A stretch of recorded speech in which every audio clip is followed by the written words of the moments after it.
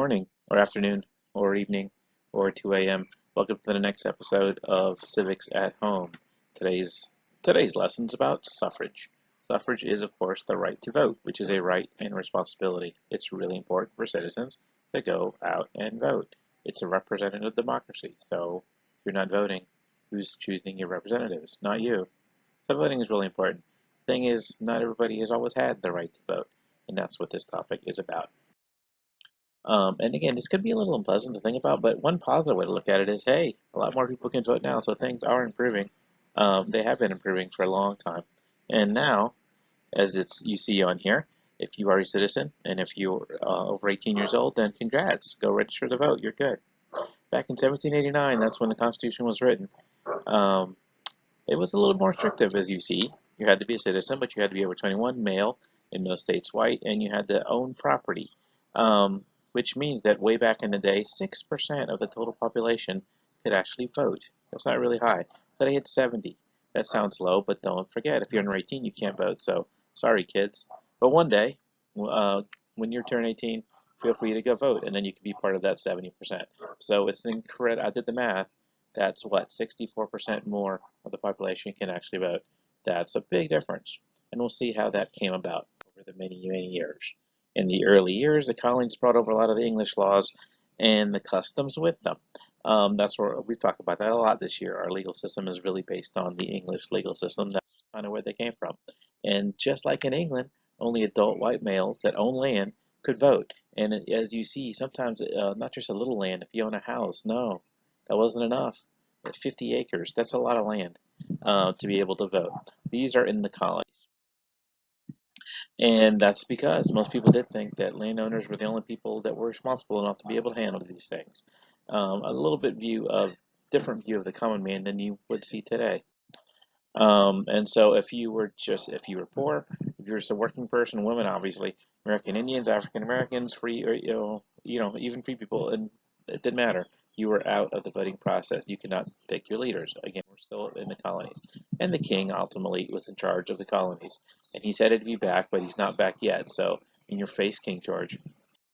But of course, when independence came along, it's supposed to be a free America, right? There's a song in Hamilton about this, but it didn't. It didn't really change so much because some of the framers thought that sure, we need to expand voting to almost everybody, and other ones said nope, nope, nope. We like it the way it is. Property owners, that's good.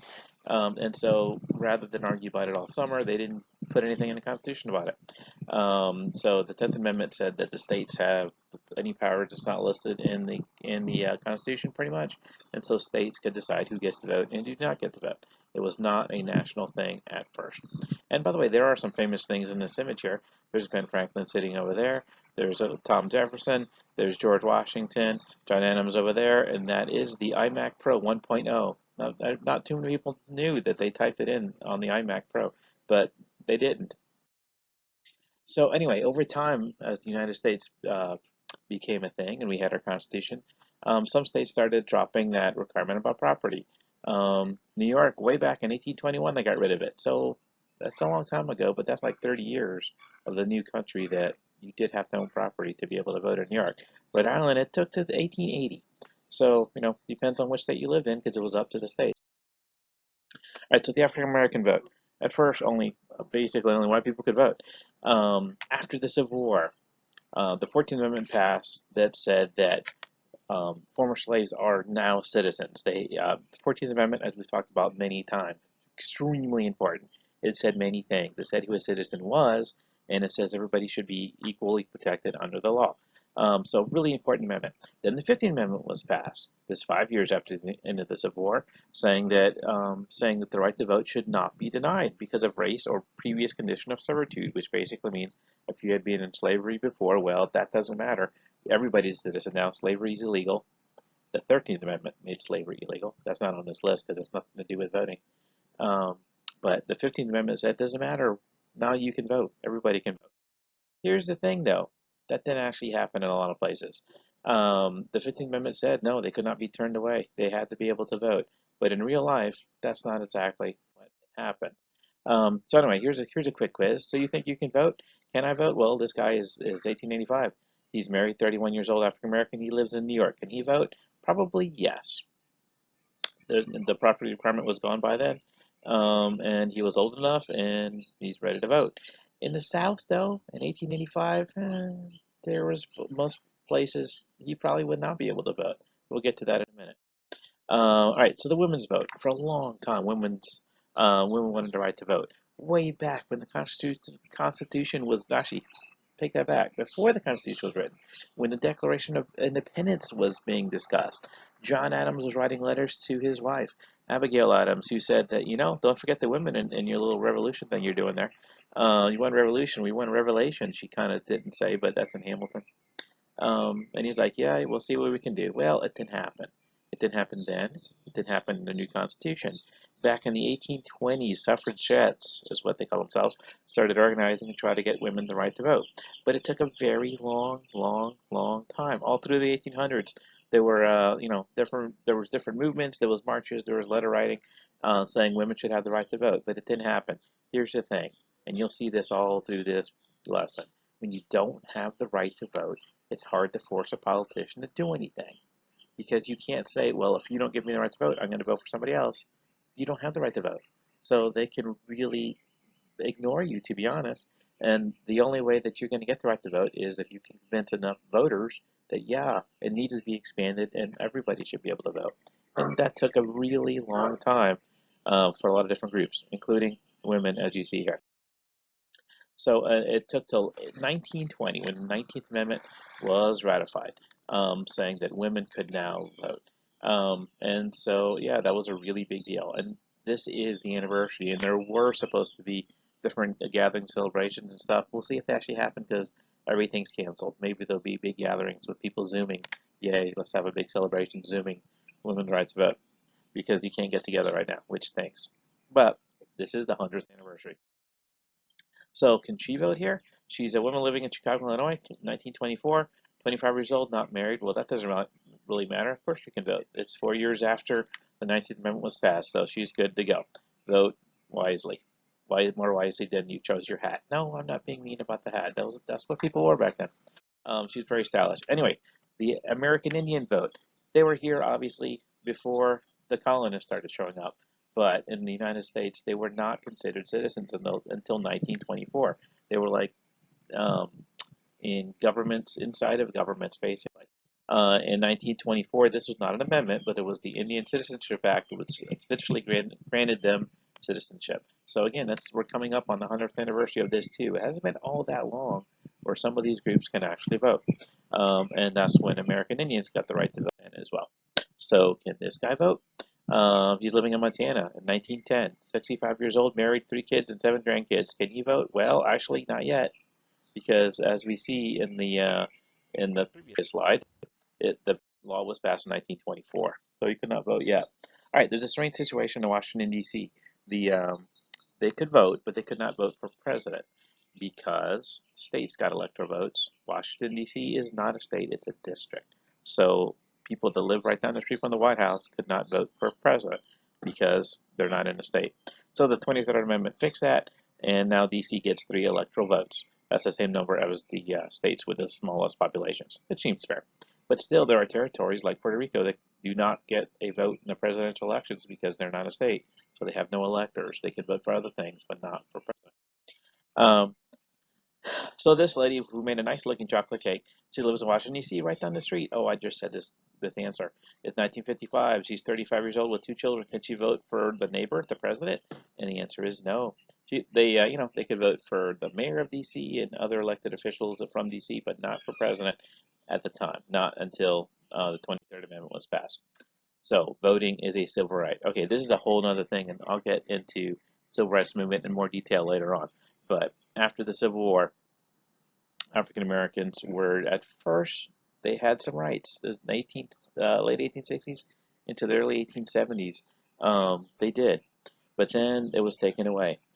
Just basically straight up racism, and they lost the right to vote and other things too.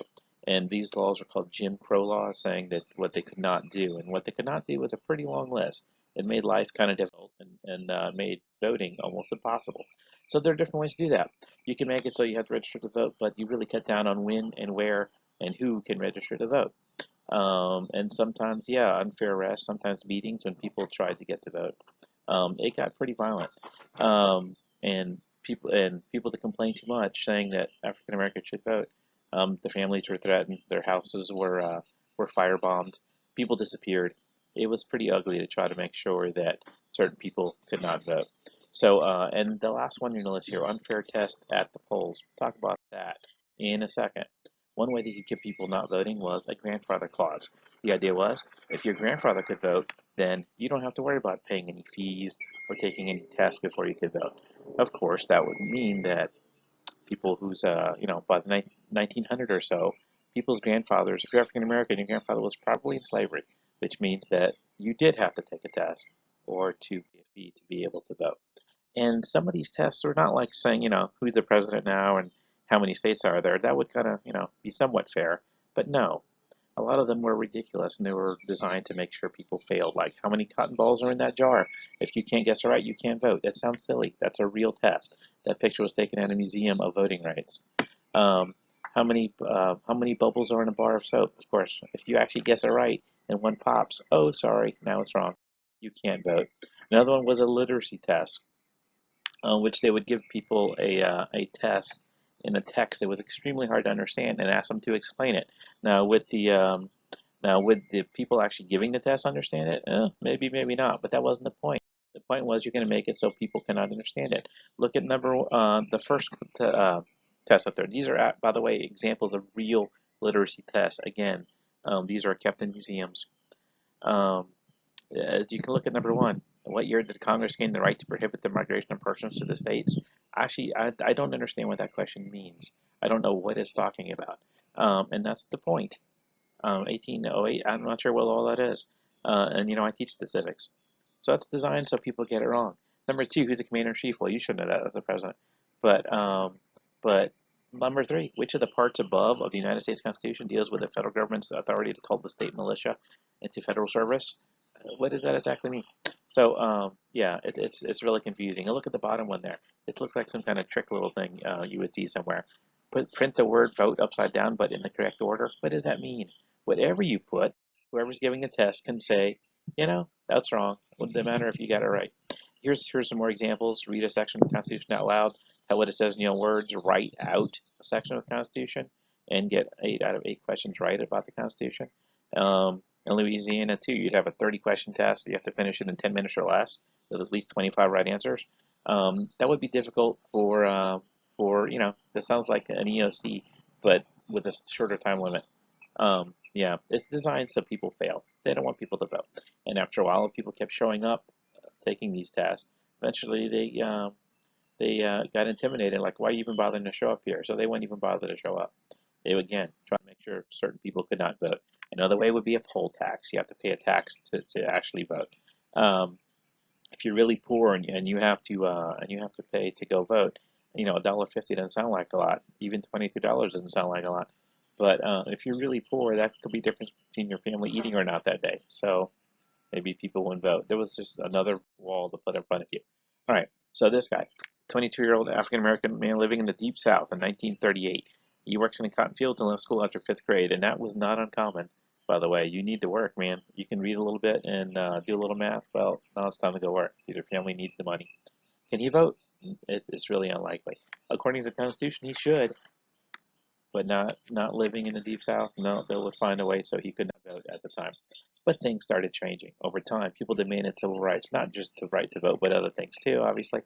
And that really got going in the 50s into the 60s, and that's when things actually started to change.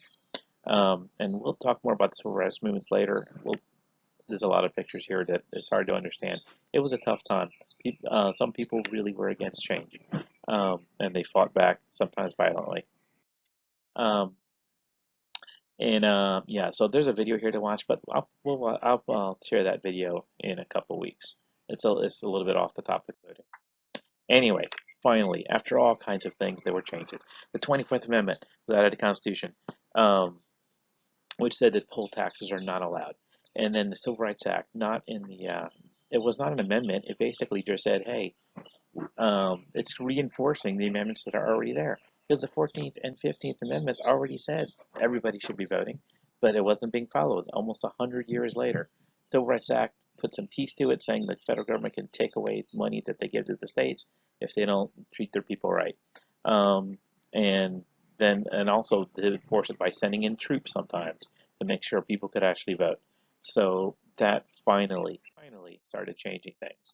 But still, in Alabama, 1965, there was a big march to let people to be able to register to vote.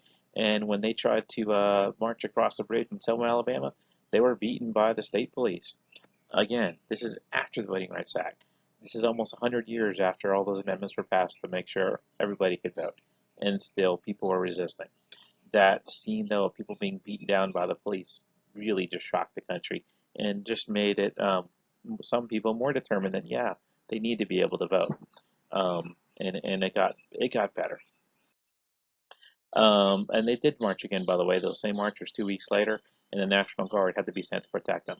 They marched they marched over 50 miles across the state of Alabama to the state capitol, where they had a big protest rally and speeches and such, trying to be able just to register to vote. That did change things. The Another law was passed the very next year, the Voting Rights Act of 1965, which again made it easier for African Americans to vote. And it's basically just saying we already have these amendments, follow them, and they finally started to do that. This is a speech when President Lyndon Johnson, after he signed the Voting Rights Act, he gave a speech to Congress, and he oh actually hold on, this is before it was passed, telling Congress that we should pass it, and he said, and I quote, "Even if we pass this bill, the battle is not over. What happened in Selma is part of a far larger movement which reaches into every section and state of America. It is the effort of American blacks to secure for themselves the full blessings of American life. Their cause must be our cause too, because it is not just for them. It is for all of us who must overcome the crippling legacy of bigotry and injustice, and we shall overcome." And that was pretty amazing that he said that. Lyndon Johnson was from Texas, which was a state which did not allow African Americans to vote. But growing up, he always thought it was bad. It was a bad idea. He did not like segregation. He was not really racist at all. And he was not a perfect guy at all, but he really did fight to help African Americans get the rights that they deserved. He really felt strongly about it, which is interesting. A guy from the South is a guy to help push it through finally in the mid to late 60s. Anyway, moving on to the next topic, changing the voting age. It used to be had to be 21, as we've talked about in class several times.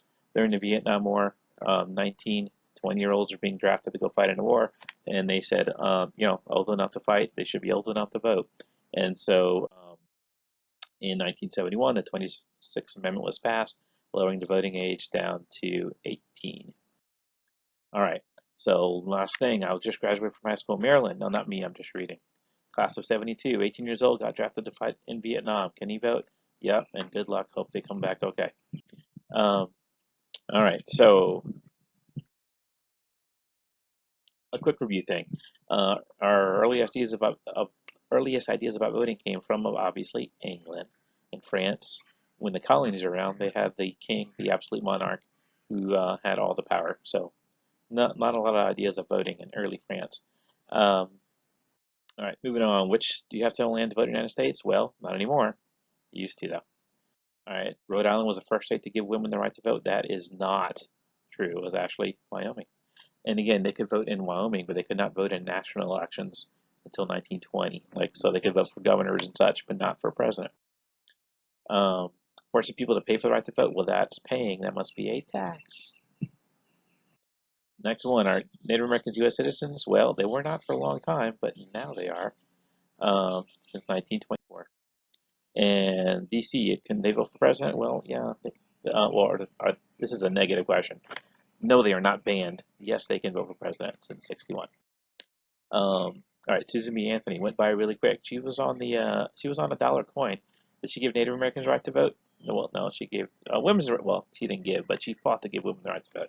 She actually died before women did get the right to vote, but she worked her whole life for that. All right, Voting Rights Act reinforced the amendments. Yes, like I said, the amendments are already there. Just the states were not following them.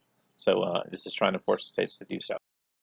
All right, so which war led to the passage of the 26th Amendment? That's the one that lowered the voting age from 21 to 18. Well, that would be the Vietnam War. All right, old enough to fight, old enough to